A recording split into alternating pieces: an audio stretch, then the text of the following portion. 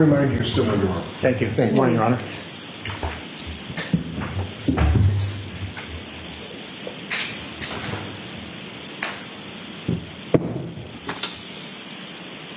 And Dr. Welcher, we're going to ask you to not turn on your computer yet. Okie dokie. Thank you. And Your Honor, if I could, smartwatches that are receiving text messages during his direct, if we can make sure that that does not occur. I can get my email and go on. I'll take all the time. Okay, or just don't look at your watch. I'll split it, okay? Okay. Thank you, Your Honor. Morning, Dr. Welcher. Good morning. Do you know whether there was glass found on the bumper of Miss Reed's Lexus SUV? My understanding there was, yes. Did you reach a conclusion on whether the glass on the bumper came from the drinking glass that you assert Mr. O'Keefe was holding at the time of the alleged impact? I didn't have an opportunity to inspect the glass, but the glass was broken and there was glass on the bumper. That's all I know. So you, as you sit here today, you have no basis to conclude that the glass on the bumper came from the glass that you depict as having been held by Mr. O'Keefe at the time of the alleged impact. Is that correct? Well, you're mixing a couple things. No, Dr. Welcher, So if you can just answer my question. I'm trying I to. need to rephrase it, I will. I'll ask it a different way. Please. You have no basis, as you sit here today, to conclude that the glass on the bumper came from a drinking glass connected to Mr. O'Keefe, do you? Well, we have a picture of a broken glass at the scene, so I wouldn't say we have no basis. We don't necessarily have enough to conclude it's from it, though.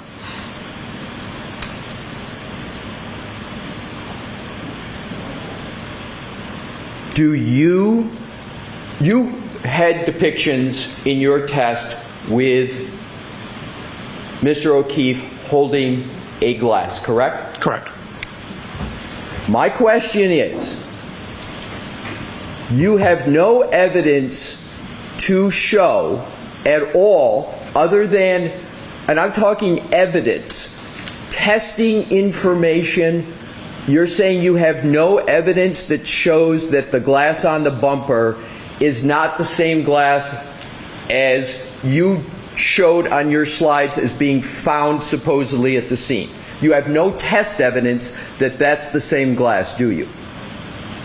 So again, the one I have at my testing obviously was not the same glass. We have pictures of a broken bar glass in the snow near where Mr. O'Keefe's body was. We have glass fragments on the rear of the bumper. That's the extent of my knowledge on the correlation between those two. So, you said you reviewed the reports and testimonies of various Commonwealth representatives, correct? That's in your report. Correct. In the initial. In the initial, right, correct. And some of those reports included forensic scientists who work for the Massachusetts State Police, correct? I believe that's correct. And you put those in your report as documents that you reviewed, correct? Correct. And as you sit here today, it's your testimony, you don't know whether in any of the reports of the Massachusetts State Police there is an answer to the question of whether there's any connection at all between the glass found in the snow and the glass on the bumper. I recall it being inconclusive. Oh, so you recall that the testing was inconclusive? I don't remember what testing they did, but for example, when they put the taillight fragments back together, they were able to deduce that the fragments were from the taillight. I don't think they attempted to do that with the glass. Assume that there has been testing of the glass on the bumper, and assume that that testing conclusively determines that the glass on the bumper is not the glass that was found in the snow. Okay. Assume that. Okay. How would that affect your analysis? I'd want to know where the glass came from, but we still have a whole bunch of other elements. So I don't think it would affect the end results. So would it have any part in your analysis with my assumption that the glass on the bumper is not the glass that's associated with the broken glass that was supposedly found in the snow? Yes, I mean, we always want to have as much answers or as many answers as possible. So I would want to know if we could figure out where it came from. And wouldn't the fact, assuming that the test results show there's no connection, meaning the glass on the bumper is different from the glass in the snow, wouldn't that be contrary to your theory of what happened in some way? It depends on when the glass was actually broken. The glass was in his hand, at least that's the testimonial evidence I have seen. So it depends on whether it's broken from contact with the rear of the vehicle or broken with contact on the ground. Assume that the glass on the bumper is not the glass that was found in the snowbank. Doesn't that, at least in part, contradict your hypothesis as to whether there was contact by the Lexus with Mr. O'Keefe at 34 Fairview? So if you recall all my slides, nowhere did we discuss that in my slides. So no, it wouldn't contradict it. I would want to know where that glass came from.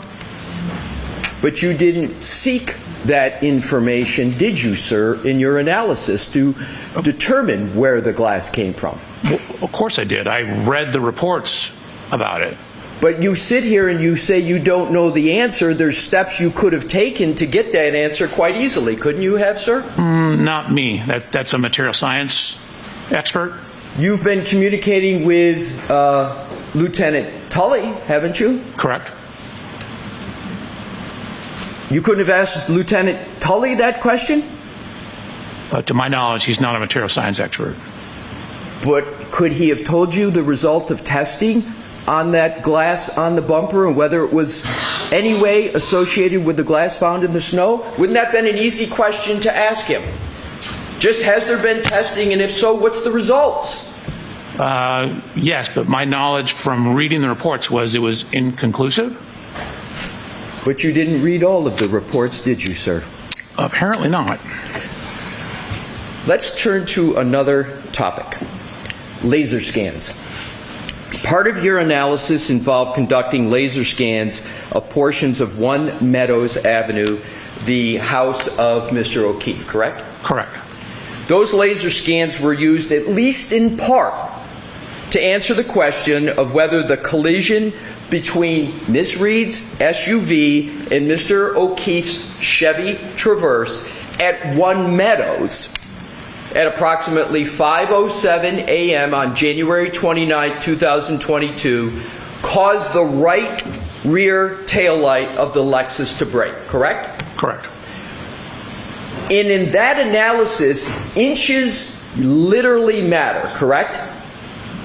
You want to get it as accurate as possible. And the reason why inches matter is because, and we're going to get to this, you try, and you did it in your slide presentation on direct, you tried to see whether the Lexus lined up with the Traverse such that there could be a break of the taillight. That was part of your analysis, correct? So the main part of the photogrammetry was to determine the speeds and the angles and the degree of overlap on the vehicles. And then we also looked at the damage from the video, or actually it's just where the snow was knocked off the rear of the Chevy Traverse, and document the height of that. You said the main part. I don't want to engage in semantics. I want to go to my question of, isn't part of the laser scan analysis to determine whether or not those two vehicles align sufficiently such that the Lexus could break, the taillight of the Lexus could break coming into contact with the Chevy Traverse? Wasn't that part of your analysis, at least in part? Yes. Okay. And in that analysis, inches literally matter, correct?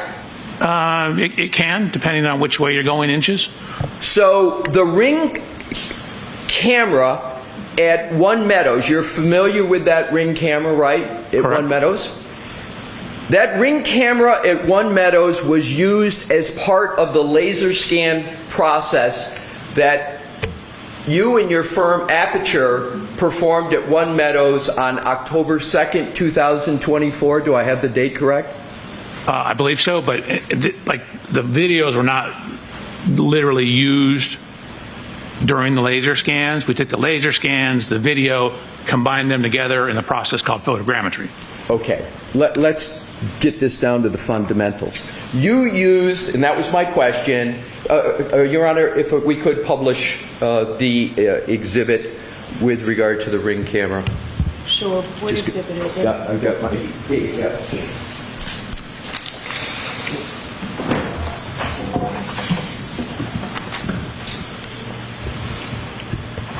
Dr. Welcher, you recognize that Ring camera as being at One Meadows. You discussed it, as a matter of fact, on your direct testimony, correct? Yes.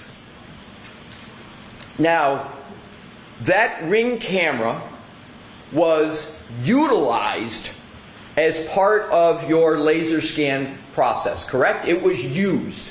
So you're confusing laser scan and photogrammetry. The video, the laser scanners are together used in the photogrammetry. The camera and the laser scans are not used necessarily with each other.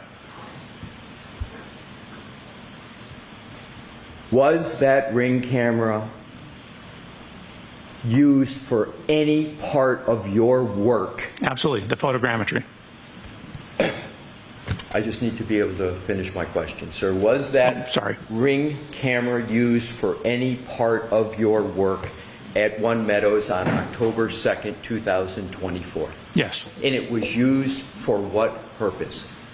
In the photogrammetric process, to establish the position and dimensions of various things in the video. So then we could go back and overlay the vehicles and track the tracks in the snow, as well as look at the damage to the vehicles. Right. So this was used to, as a basis, not the only one, to establish dimensions of the other work that was done in analysis at One Meadows, correct? Correct. You can take that down, Mr. Wolf.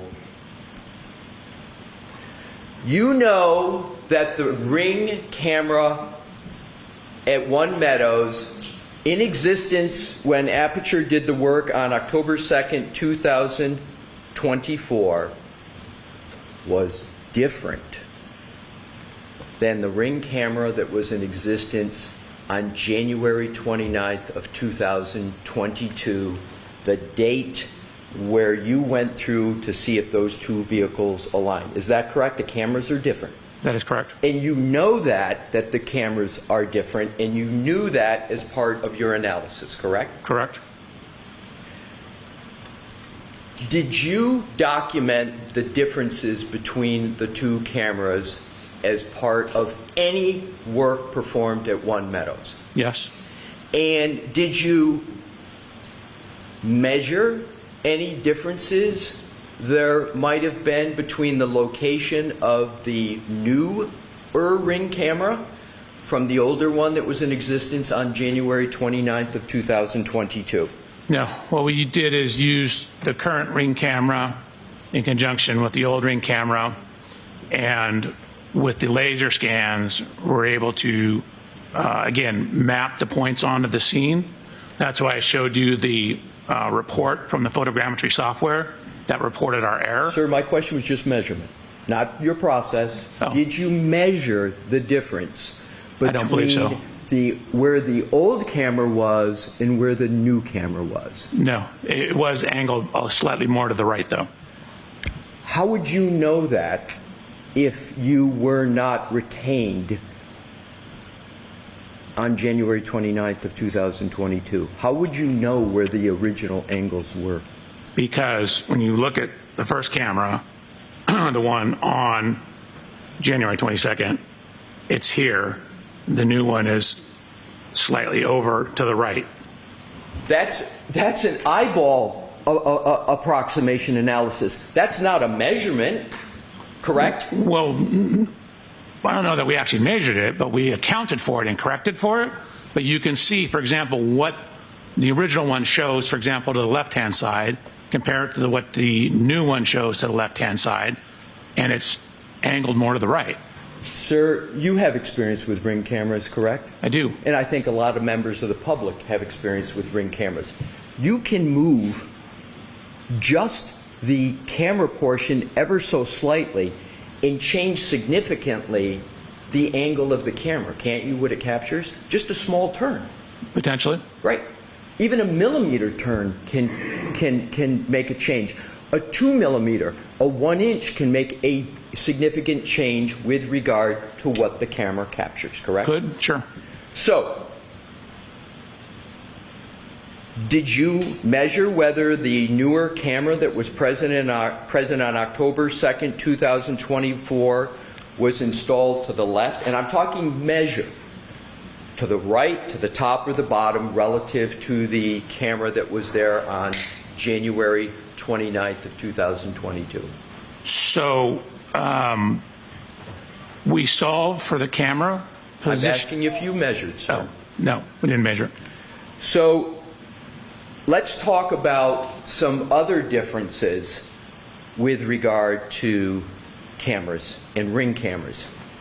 Different Ring cameras can have different levels of distortion, correct? Potentially. Cameras, well, are you saying that all Ring cameras have the same level of distortion? No, but again, they're mass produced, so you could have some that have the same exact distortion. You could have some that have different.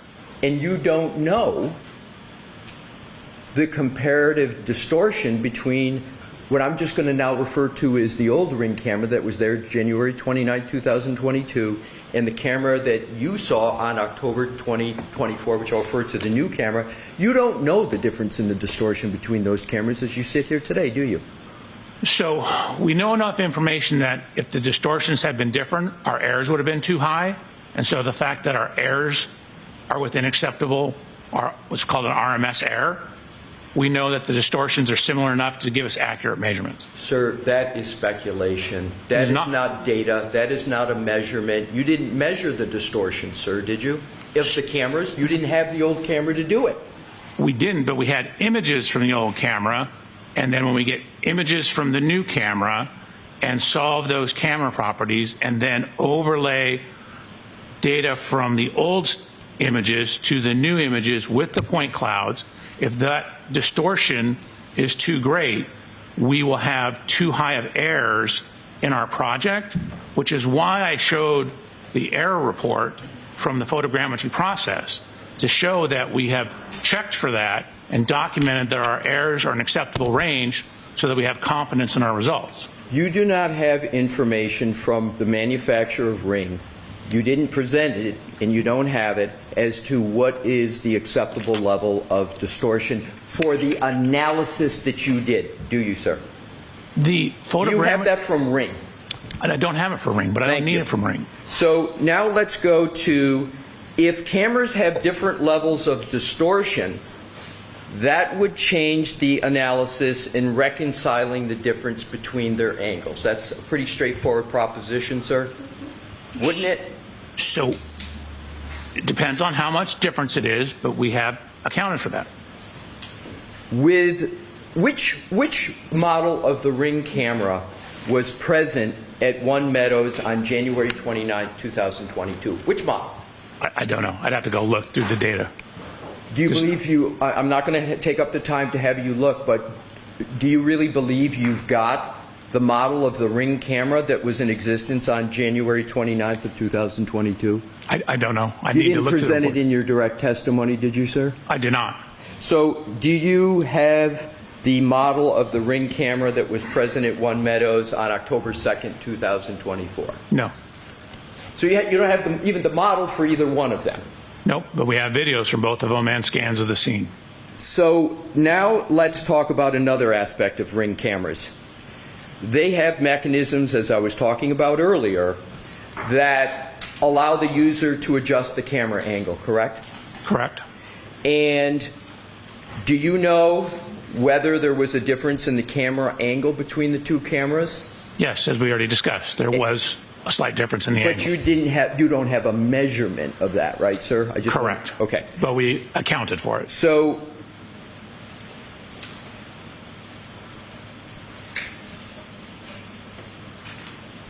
wouldn't a difference in models of Ring cameras be relevant at all to your analysis of trying to reconcile any differences between them? So if you have video from both of them, and you have laser scans with three-dimensional geometry of the scene, you can go in, and it's called a reverse camera analysis, and solve for the distortion properties. The scans give you the real-world dimensions. So once you know the real-world dimensions, you can then go in, you can go in and then solve for the camera lens properties based upon the real-world distortions. So, for example, if there's a little bit of bending at the end, the laser scan data will show that, and you can correct for that, knowing information about the laser scanner. I'll ask the laser scan data. I'm sorry, I thought you finished, sir. I'm going to ask the question again because it's a narrow question. Wouldn't knowing the difference in the models be relevant? That's all I'm asking. Wouldn't it be relevant to your analysis of reconciling the differences to them? Wouldn't it be relevant? No. So you think the different models are irrelevant to any process you occasioned at one? It's irrelevant. So the analysis of the video itself is more important than the models? I'm not asking if it's more important. I'm just asking, would it be relevant? No, I don't believe it'd be relevant. Now let's go to another aspect of the cameras. Are key parameters in a camera that the software needs to know focal length? It is. Is imaging size something that is an important parameter in a camera? Yes. Are sampling characteristics an important parameter in cameras? Can be. Is the principal point, you understand that concept, sir? Is that an important parameter in a camera? Define how you're using principal point. Sure. A principal point of an image is the point where a camera's direct line of sight, called, as you may know, the optical axis, intersects the image plane. Does that sound familiar? Mm-hmm. So, isn't that the image's mathematical center, the principal point? More or less, yes. And for high accuracy photogrammetric work, it's important to know if the lens is mounted centered over the image sensor due to the small manufacturing variances, correct? Could be important. And if the principal point is the center of the image. That's relevant. So doesn't that affect the mathematical calculation of the light ray geometry? It could. So the variance in manufacturing between cameras is a known issue. Do you agree? I do. There's small manufacturing variances that affect one of the key components of the fundamental parameters of the camera, namely the principal point, right? Correct. Did you perform the camera calibration of the camera in place in October of 2024? Yes. So in photogrammetry, we calibrated the photogrammetric analysis to the camera. Did you address the principal point in that calibration? Do you have documentation that you addressed that important factor, the principal point? So the checking of the RMS error in the software takes into account, sums up all the potential errors in the measurement, which would include that. Okay. Sir, you know the importance of all of these topics because the output of all the work Aperture did at One Meadows, almost all of it, springs from that camera, correct? It starts there. Okay, it starts there. And if the starting point is wrong, then where you go from the starting point is going to be at least potentially wrong, correct? Potentially. Would you agree that Ring cameras have a swiveling mechanism so that the user can adjust the camera angle? Some do. Do you know whether the camera that was in existence on January 29, 2022 had a swiveling mechanism? I believe it did. Believe? Do you know? I do not know for a fact, but you- those style of Ring cameras on the surveillance have adjustability that includes angle. But you don't know whether the camera that was there, the specific camera on January 29, 2022, had a swiveling mechanism or not, correct? Correct. And do you know whether the camera that you saw in October of 2024 had a swiveling mechanism on it? It did.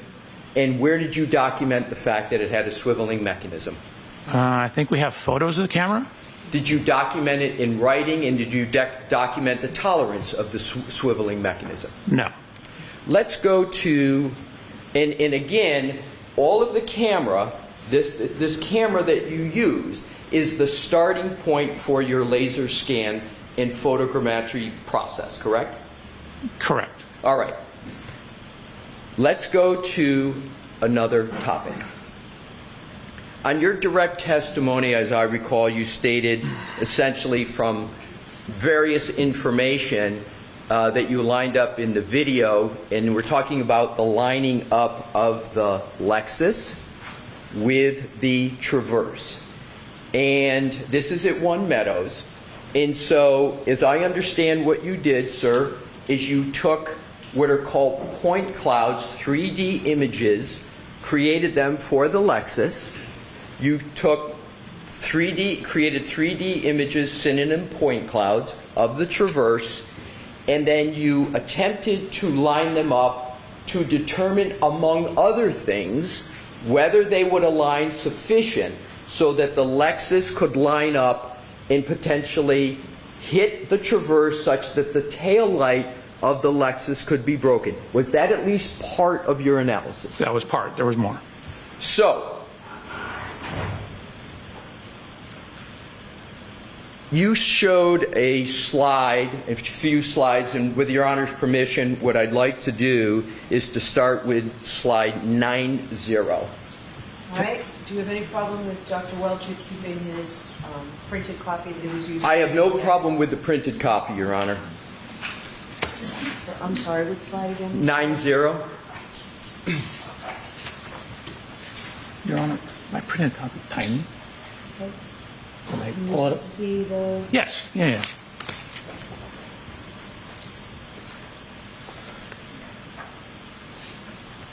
Does that slide that's part of your presentation depict a view from the top of the Lexus on the right and the Chevy Traverse on the left? Correct. And is that depicting contact between the two vehicles? It is. Now let's zero in a closer look, and that is a contact point. Am I correct? Correct. I mean, there's multiple points. There's more than Multiple one. points, but it shows more clearly the contact Correct. between the two vehicles. Now if we could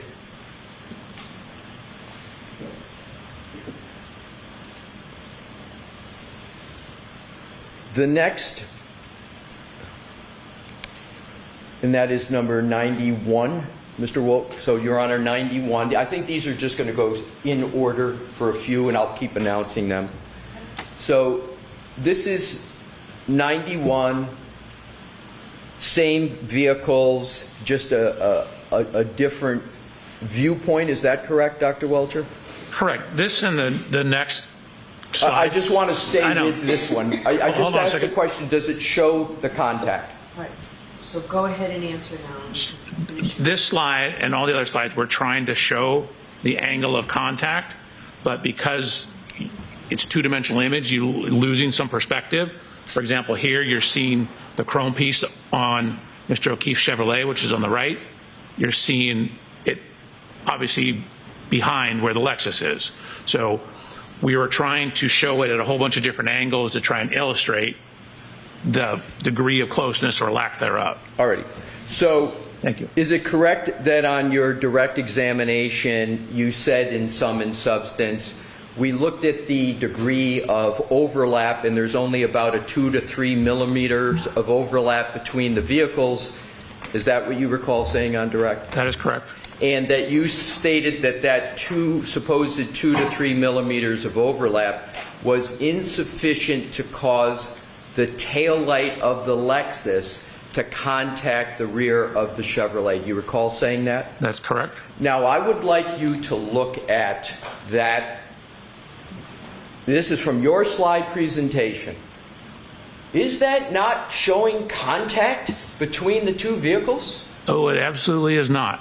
What you're seeing is a portion of the vehicle that is behind the area. Keep in mind the angle, the Lexus is angled off to the left. So the area that you see here is actually, in this case, in front of where the taillight is. This is why we tried showing it from a whole bunch of different angles, because when you try and take a two-dimensional image and look at it, you see stuff in the background.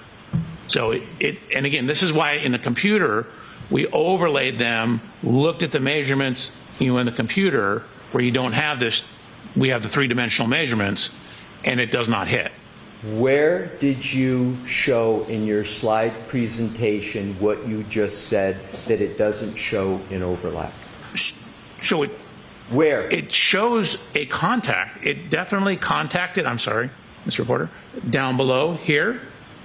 It does not show a contact here. So to answer your question, all the next slides were our attempt to do that. So all the next slides is your answer.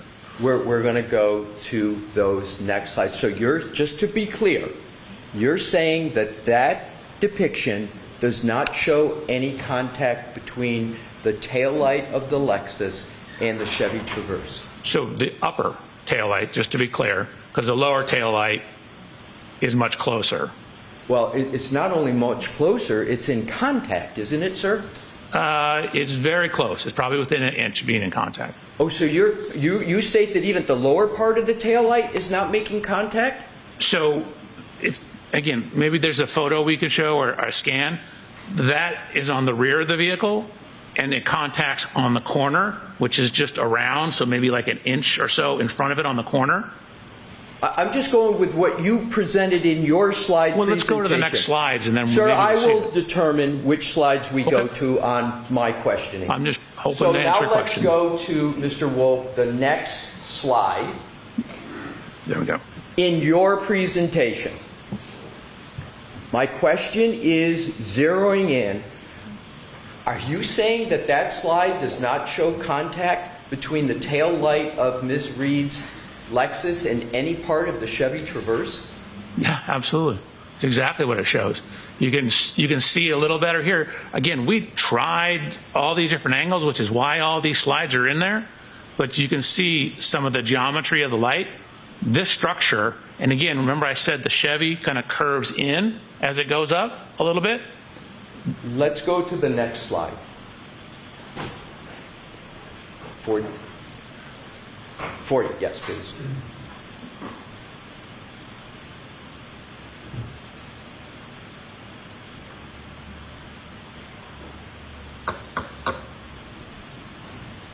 Is it working?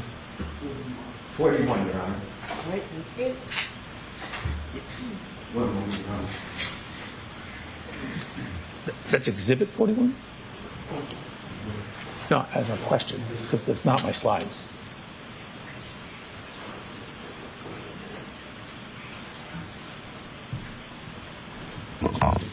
So, Mr. Alessi, is this exhibit number 41, or is this from the PowerPoint? Because, Slide 41? Slide. okay.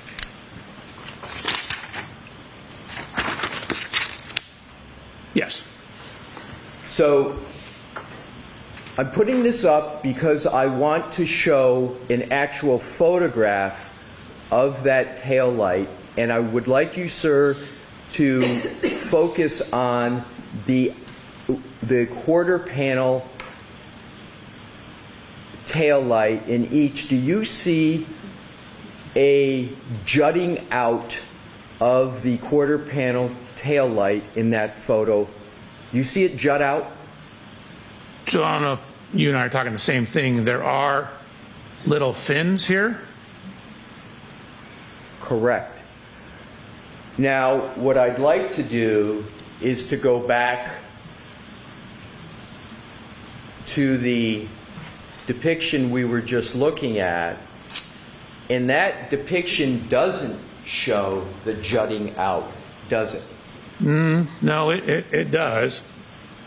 Those are actually more on the side of the vehicle. You can't see them in this image. Correct. You But- can't see them. Hold on a second. I wasn't finished. But Sir. they are 100% there. We actually did special hand scans with a hand scanner of the taillight to put it back on to the vehicle. You say they're 100% there, but you can't see it in that depiction, can you? The jutting out that you could see in the two-dimensional one we just saw. You can't see it. I can't see who's behind that wall because it's being blocked by something. I can't see on the side of the taillight because it's on the side I can't see. It's being blocked. Sir, my question is simple. You cannot see the jutting out of the tail light in this depiction, can you? Correct. Okay, now let's go on to the next question in this topic. You could have easily solved what you consider to be the issues you had with trying to show it lining up, couldn't you, sir? You had an easy solution for that. I took the best solution. I'm not sure what you're referring to. You had 3D images, correct? I did.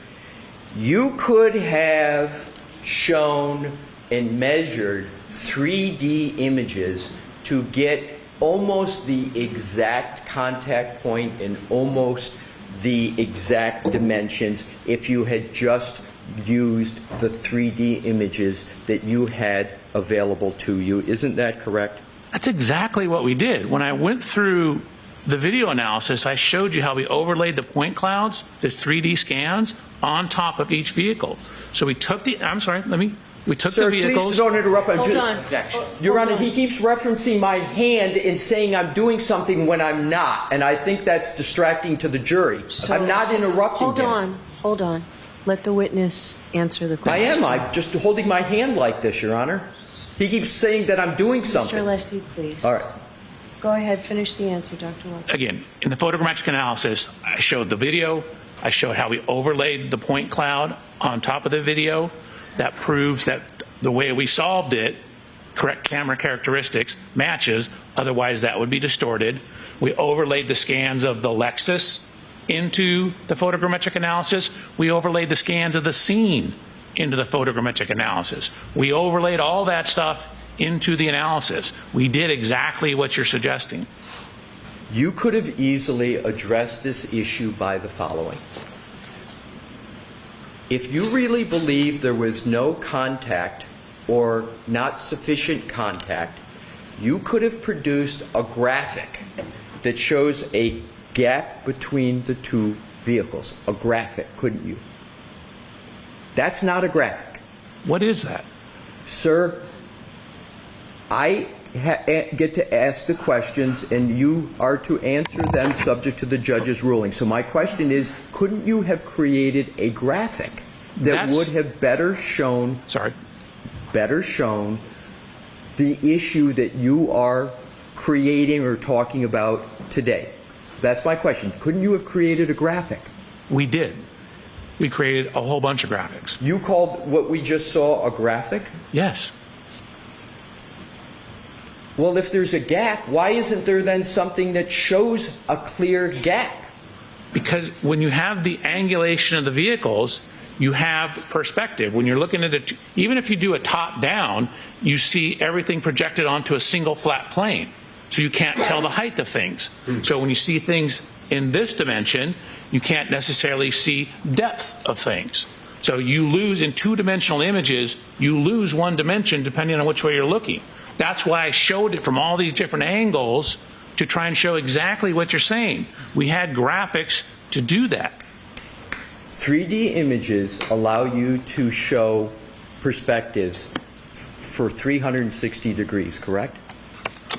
Is that correct? That is correct. So, none of what you presented in your slideshow shows the contact points from 360 degrees, does it? I don't understand your question. Are you asking if I showed it at every single, I went through 360 slides that showed it at every single degree? Sir, let's move on. I think I've made the point. So I'm going to strike the comment, Okay. Mr. List. Dr. Welcher, let's go to the next topic.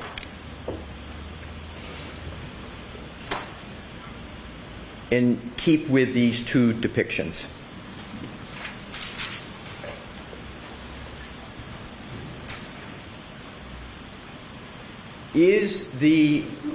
Are these two images point clouds or 3D images?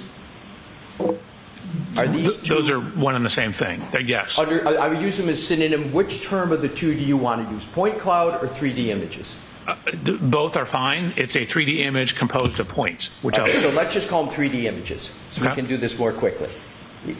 The Lexus and the Chevy Traverse that are depicted there are both 3D images of those vehicles, correct? Correct. And Aperture created the 3D images, correct? Correct.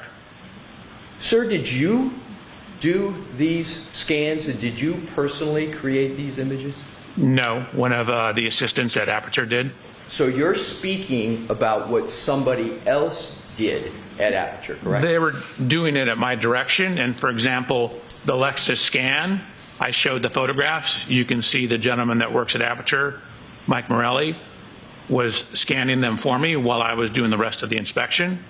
And then the hand scanning of the rear tail light was done by another engineer. I was out there with him doing it, taking measurements, and then same thing with the Chevy Traverse. My question is, you didn't do the creation of these 3D images, did you? The individual images, no. All right, so let's go to these individual images. These are 3D images, is that your testimony? Yes. Let's look at the tail light. Okay. That's not a 3D image, that's a Photoshop, isn't it? Nope. Oh, so it's your testimony that that tail light is a 3D image. That absolutely is a 3D image. The way you can tell is when you get up near the chrome, because lasers don't like shiny objects, you start to get a scatter. So see all these dots here? If that was a photo, you wouldn't have these dots.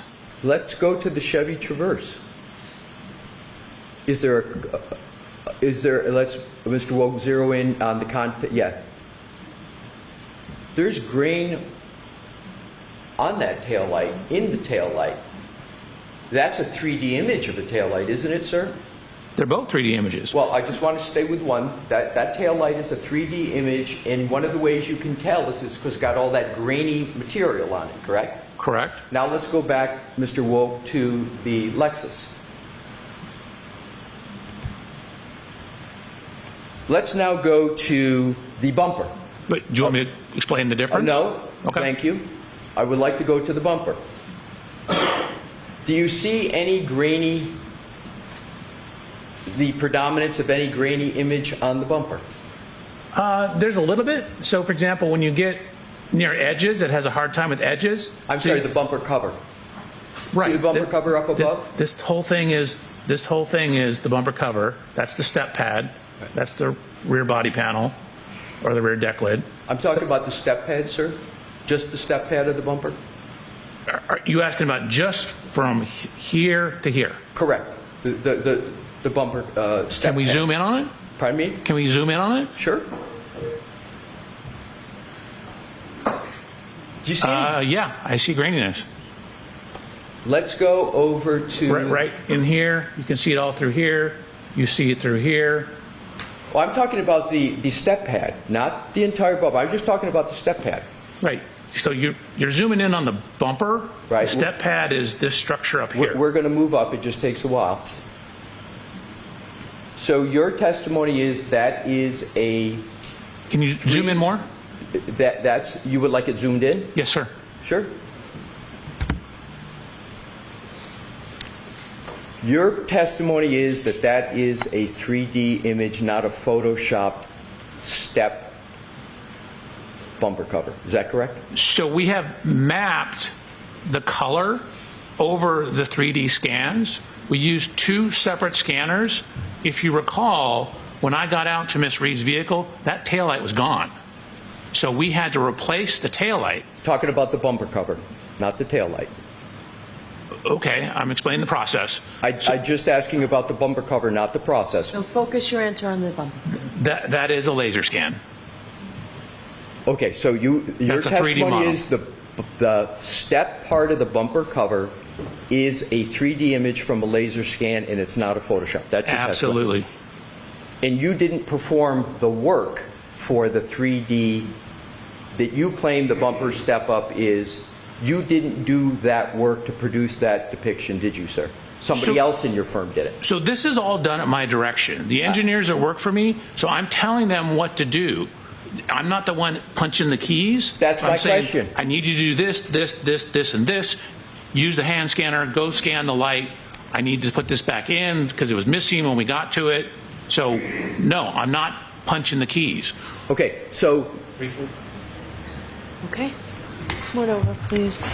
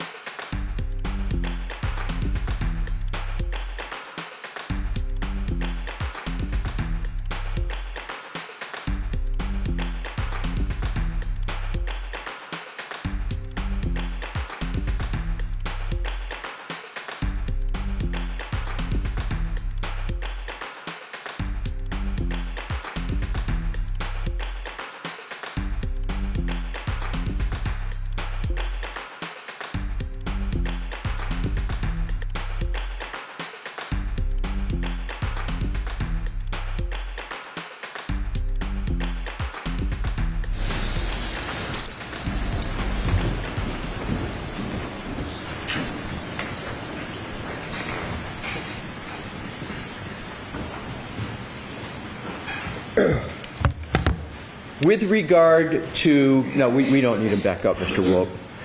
Isn't it correct that 3D images allow for proper and most accurate measurements as opposed to 2D images? Is that a correct general statement?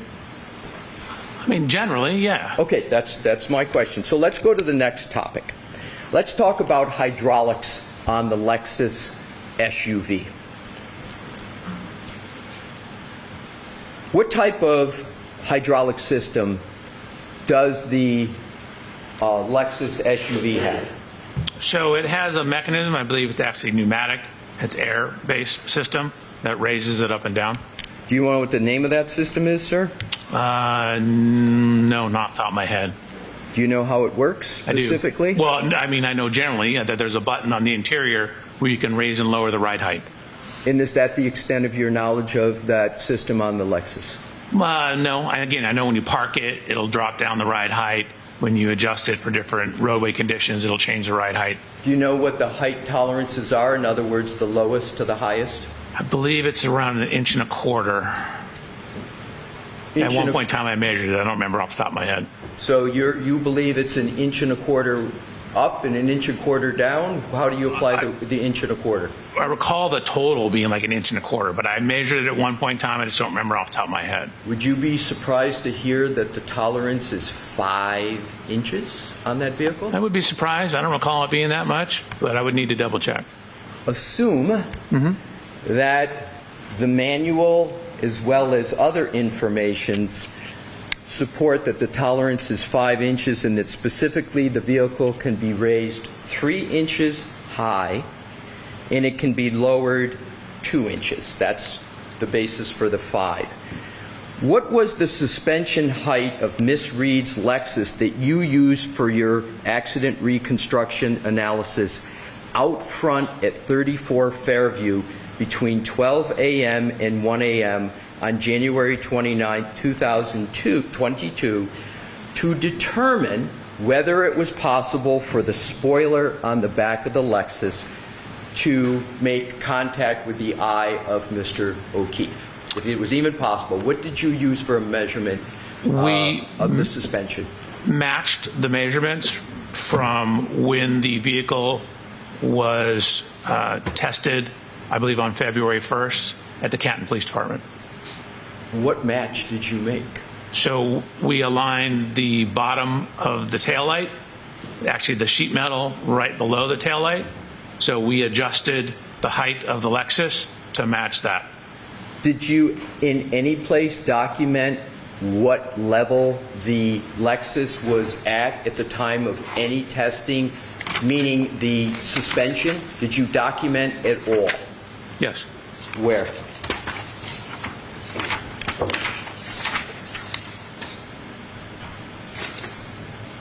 Slide 107. Can we have slide 107, Mr. Wolf?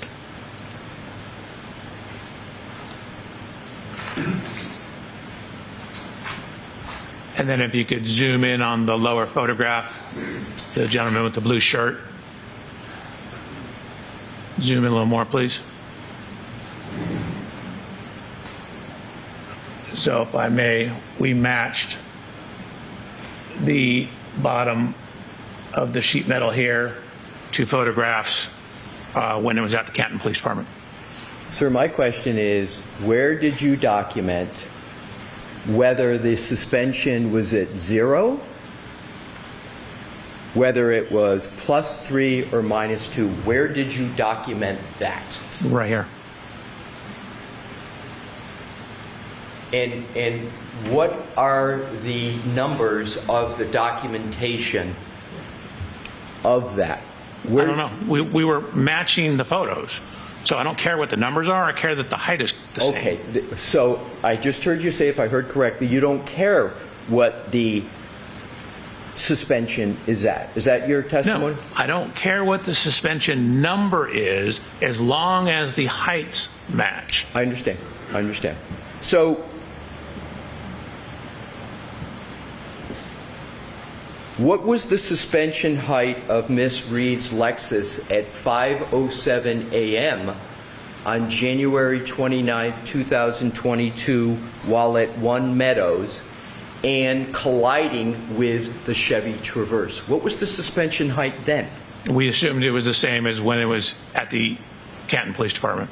Exactly. You assumed, but there's no measurement like was just on that depiction. There was no note that said, okay, we're doing this very important and inches sensitive measurements to see whether the tail light on the Lexus makes contact with the Traverse, but there's no measurement and no documentation of what the suspension height was at One Meadows, correct?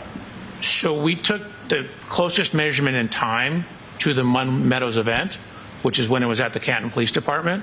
That was the best information we had. Well, that information isn't very good because the vehicle had to go from Canton to One Meadows, and when the vehicle drives, the way the suspension system works, it's automatic. When you go above 20 miles an hour, the suspension comes up, and when you turn off the vehicle, it goes down so you can get out easier. So it would be improper to assume that the suspension at One Meadows would be the same at another location. That's the only, sorry. Was there an objection? Yeah. Go ahead and answer, please. That's the extent of the information we had. We had it when it was at the Canton Police Department. That's- We matched that height. Sorry, Sergeant. I understand. But actually, you brought up a good point. It's going so slow when it's backing up that it wouldn't raise up. So the static position when it's backing up would be the static position. But it wouldn't be going in backup from the Canton Police Department to One Meadows. It wouldn't be going back up when it's going in other locations, sir, right? It would be driving forward.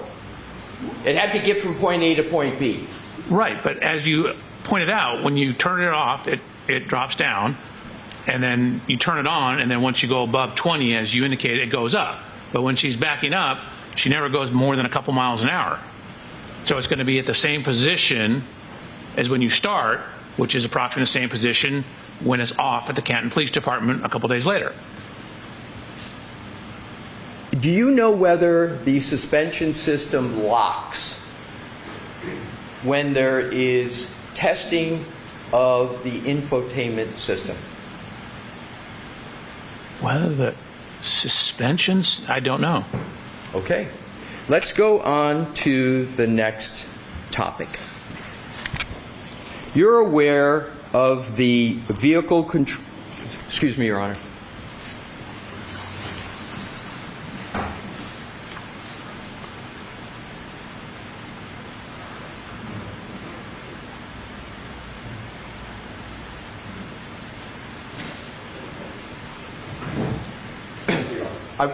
Thank you, Your Honor. I want to go... I'm changing topics to go back now to Fairview, 34 Fairview. You don't know what the suspension ride height at 34 Fairview was on January 29th of 2022, do you? Correct. So therefore, if you don't know what the suspension height was, because of course you weren't there on January 29, 2022. Therefore there's no measuring stick, as you say. You assert that you would have accounted for it in your methodology.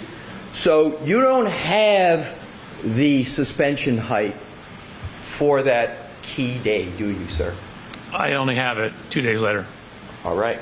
So when you talk about key measurements, such as the spoiler on the top of the Lexus and the inches that are important as to whether things such as is there a contact with the front eye, you don't have some data that would be relevant to that calculation, the sum data being the suspension height of the Lexus at that time, do you?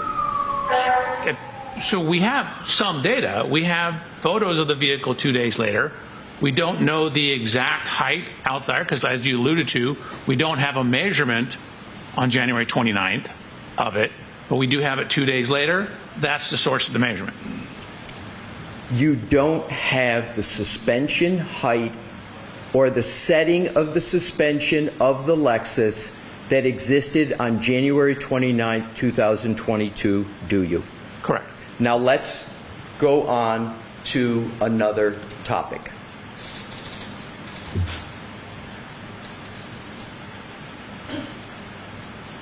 Within the 34 Fairview on January 29th of 2022, I'm not going to go over them, but you asserted various measurements, height, width, with regard to the Lexus, correct? It wasn't just for the spoiler at the top, correct?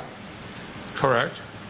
And for all those other measurements that you talked about, you did not have the suspension height and the suspension setting of the hydraulic system of the Lexus on January 29th, 2022, did you? So the hydraulic's only going to affect the vertical dimensions. It doesn't change anything left to right. It doesn't change anything down the side of the car. Understood. But for the measurements that are affected by vertical, you didn't have the suspension height of the Lexus system on January 29, 2022. Again, I only know what it is 2 days later. So now let's go on to Vehicle control history, sir, you understand what I mean by vehicle control history of Do? This is VCH? text stream information? Are you aware of what is called the Bosch crash data retrieval system in Lexus vehicles? Of course, we showed it on my slides. And the Bosch crash data retrieval system in Lexus vehicles is sometimes referred to as the black box? No, you're mixing up two things. So the Bosch is like the tools. It's a question, sir. So, can you answer that with a yes or no? Is the Bosch crash data retrieval system the black box on Lexus vehicles? I just wanted to repeat it so we can... I didn't hear what the objection. You objecting? I'd like him to be able to finish his answers. Yeah. So the question was just asked. Can you answer that question? No, it doesn't make sense. Okay, next question, Mr. Wilson. I'm going to ask the question, sir. The Bosch crash data retrieval system in Lexus vehicles, you're familiar with that? Are you familiar?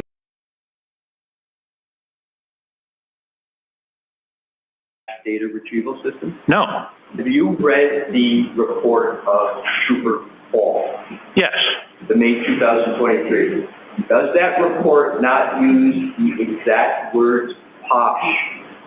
Let me ask you, do you recall? Sustained. The objection sustained. Let's go to the VCH system in Lexus. Is the VCH system intended by Lexus as a diagnostic tool for their Lexus technicians to assist in vehicle repair and maintenance? Is that what that is created for? That's their stated purpose. Right. And is a synonym for VCH TechStream? Sort of. TechStream, similar, like Bosch is the hardware and software to access the black box data. TechStream is the software to access, for example, the pre-collision system, the PCS system, and the VCH, which is the vehicle control history.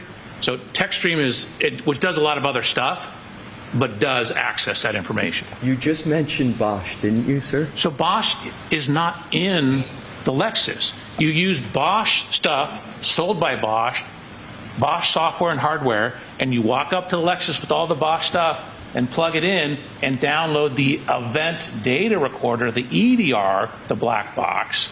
That was my problem. There is no Bosch stuff in the Lexus. I understand, sir. That was going to be the question that I was trying to get to, but you've explained it, so I don't have to answer the question. Let's go to the VCH database that you say the stated purpose is to assist technicians at Lexus in vehicle repair and maintenance. So I didn't say that was a stated purpose. I'm saying that's what Lexus or Toyota says is a stated purpose. It's being used in litigation all the time. All I know is that's what Lexus and Toyota says, but again, it came about right when we started seeing all the sudden accelerations in the Toyota vehicles. So my question is the VCH database specific to Toyota and Lexus vehicles? So it's not a database, it's software. Is the software specific to Lexus and Toyota, the VCH? Those particular acronyms are, yes.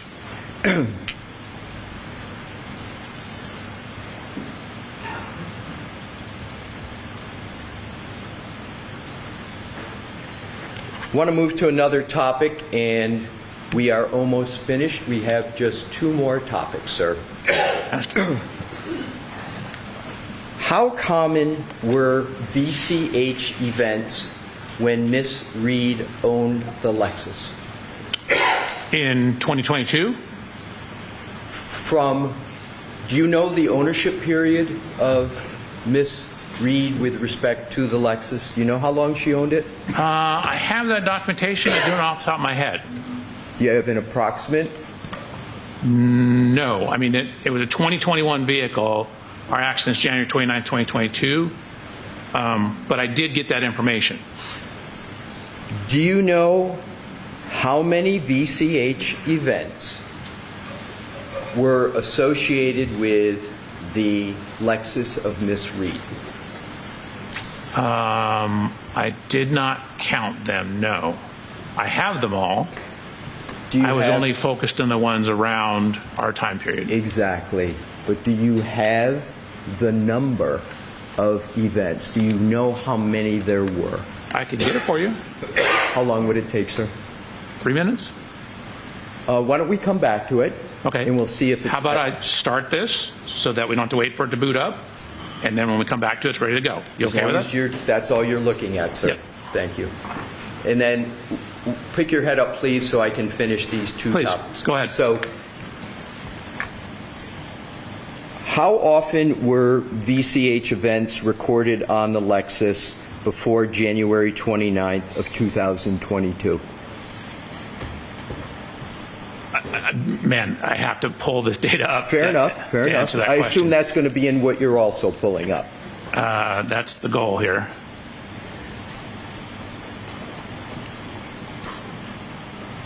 Would the number be about 15, 1-5? Does that sound right to you? Let's see. 1, 2.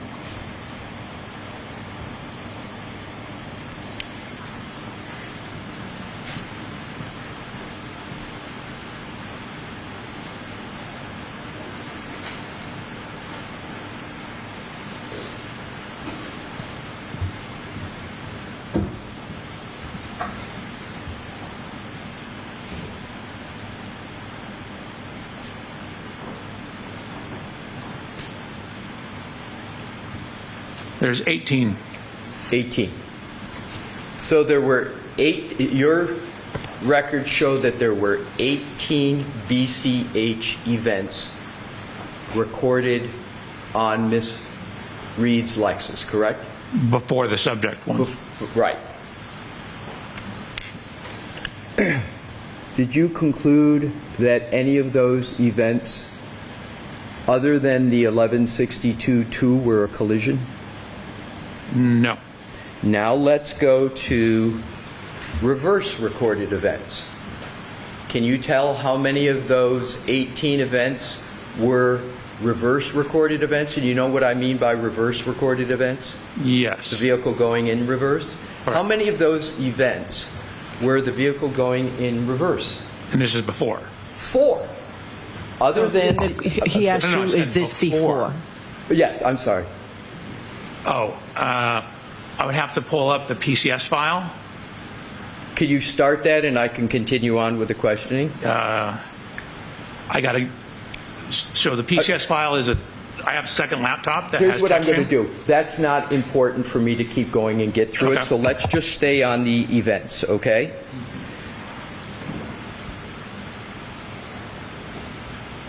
Only one of all of those events, those 18, are you concluding that there was a collision associated with them, correct? Just one. No, all those 18 are before.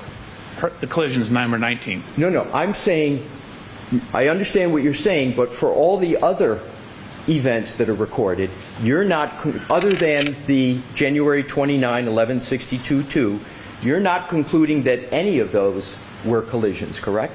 I didn't look at them. They were so far mileage away from everything. But you're not concluding, even though they were so far away and you didn't look at them, you don't conclude from the information you have that any of them were a collision, correct? Yes. Sustained. Let's go to 5:07 a.m. on January 29th, 2022 at 1 Meadows, the home of Mr. O'Keefe. Okay. There was a collision between Ms. Reed's 6,000-pound Lexus and Mr. O'Keefe's approximately 4,500 Chevy Traverse. That's undisputed, correct? They collided. They made contact. They touched. Right.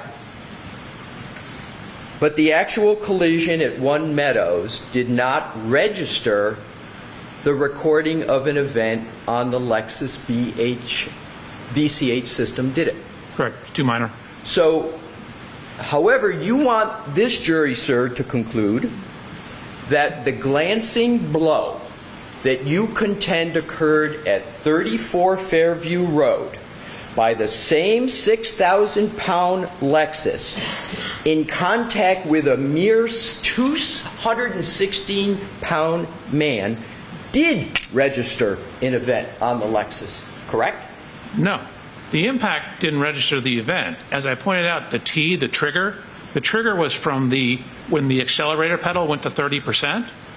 The tech stream does not register crashes at all. It registers excessive acceleration, excessive steering, excessive braking, things like that, things that would be part of the maintenance system.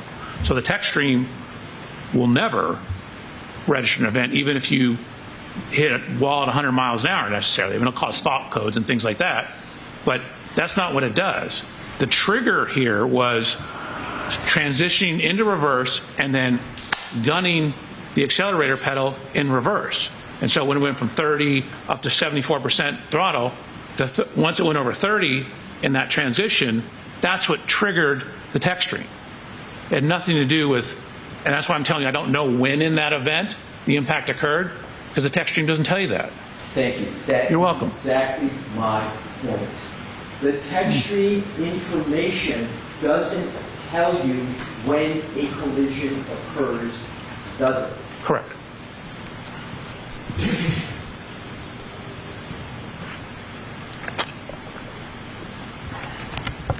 That's all the questions I have at this time, Your Honor. All right, why don't we take our morning recess?